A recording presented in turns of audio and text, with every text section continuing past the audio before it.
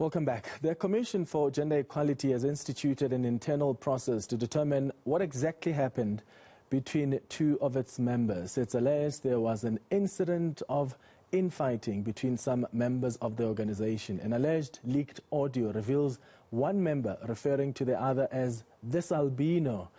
Minister in the Presidency for Women, Youth and Persons with Disabilities, Maite Mashabane, expressed her disappointment about this issue and has asked the Commission to intervene. Let's discuss what exactly happened and how the internal investigation is going with the Commission for Gender Equality spokesperson, Javu Baloyi. Mr. Baloyi, thank you so much for your time on the lead this afternoon. I see, Commissioner Mbuyiselo Botha has apologized for calling fellow Commissioner Nomason Tomazibuko an albino in a derogatory manner. What happened here? Clement, thank you for having us. The information that I was briefed by the leadership of the institution is that, it was just an unfortunate situation whereby one of our commissioners, Mr. Mbuyiselo Botha, forgot to switch off his connection, and also ensure that, what it was said between him and the person who was conversing with was not recorded. So someone unfortunately recorded it, and here we are. We have got a video which is circulating. People are commenting on it. So that's where we are now. So that's what I was told it happened, how it happened. So, the commissioner, my understanding is that, has in fact issued an apology. Has Commissioner Mazibuko accepted that apology?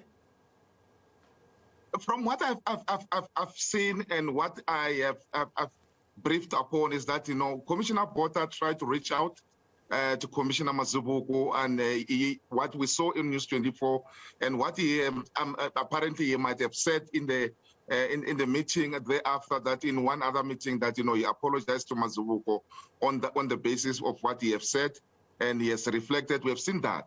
However, that doesn't also preclude the fact that, the Commission will still go ahead with its own internal processes to ascertain this issue. We have seen also media statement being said out there, and Commissioner Botha also writing on News 24 and other platforms about his unreserved apology to the situation that played itself in the public domain. So the internal, because, we cannot go that far in order to say certain things now, because, internal processes, Clement, as I'm made to be aware yesterday, they've started internally, so that the disciplinary processes against Mr. Mbuyiselo Botha is going to ensue honestly. And what the Commission is saying is that, they are calling on the media houses and other relevant bodies to give the CGE a space and time to deal with this issue. At an opportune time, we'll communicate back to society what transpired about this unfortunate incident. All right, but how far are you with that internal process? Are you confirming this afternoon that the Commissioner Botha is facing a disciplinary hearing? Has that process still been undertaken, yes, or are you still investigating and trying to gather the facts of what happened? What I was told yesterday by the leadership of the institution is that, yes, Mr. Mbuyiselo Botha will face disciplinary internal disciplinary processes. That has started. The process started yesterday, and how they're going to go about it. It's something that is internal, whether they will investigate, whether they will just go to it, because Mr. Mbuyiselo Botha, according to me and according to what is out there, he has apologized, acknowledged that it is voiced out there.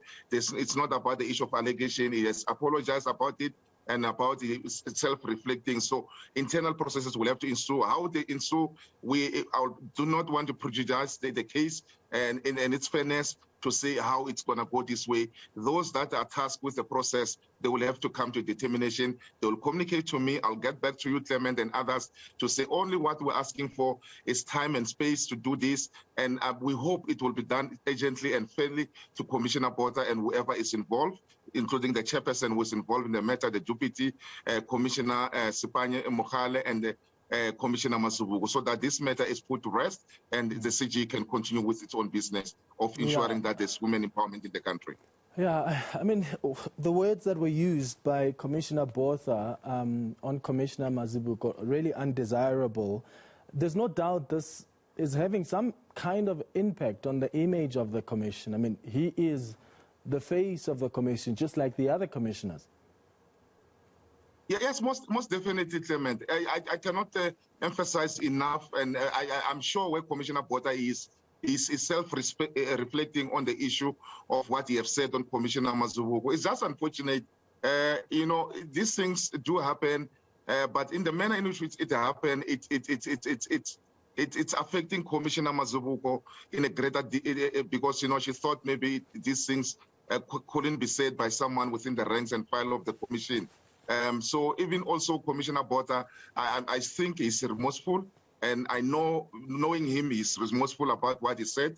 So the only thing that is left for us as a commission is to allow the internal due processes to take place, and for all the parties involved to account for whatever happened, so that the commission can continue. And we are glad that the work of the commission is continuing unabated. We had a webinar yesterday, Clement, which was a great success.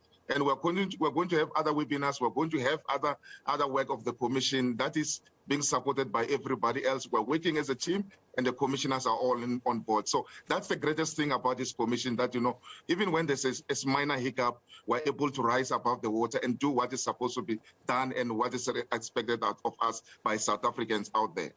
All right, we'll get in touch with you at a later stage for an update on how far that disciplinary hearing is. Commission for Gender Equality spokesperson Javu Baloyi, thanks so much for your time on the lead this afternoon.